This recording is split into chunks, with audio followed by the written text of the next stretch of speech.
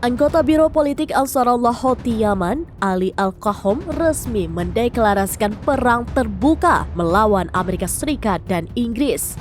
Mereka merasa murka dengan kedua negara tersebut karena sudah melanggar kedaulatan. Dikutip dari Tribun News, hal itu disampaikan oleh Ali dalam wawancara dengan TV Al Mayadin pada Selasa 27 Februari 2024. Ia menyebut bahwa pelanggaran kedaulatan Amerika Serikat dan Inggris itu sudah tidak bisa ditolerir oleh Yaman. Atas serangan udara Amerika Serikat dan Inggris, Yaman sedang terlibat perang terbuka dengan kedua negara tersebut.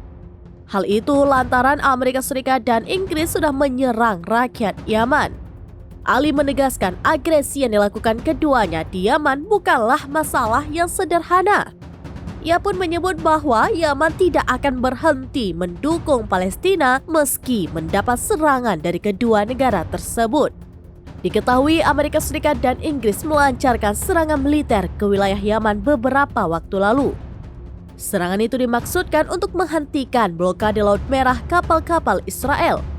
Aksi Houthi ini dalam rangka mendukung perjuangan rakyat Palestina di Gaza melawan agresi militer Israel.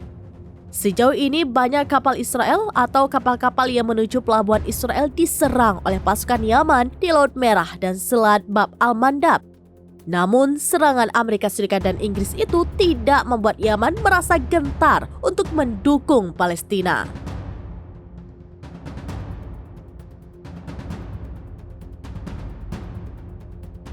Download Tribun X sekarang, menghadirkan lokal menjadi Indonesia.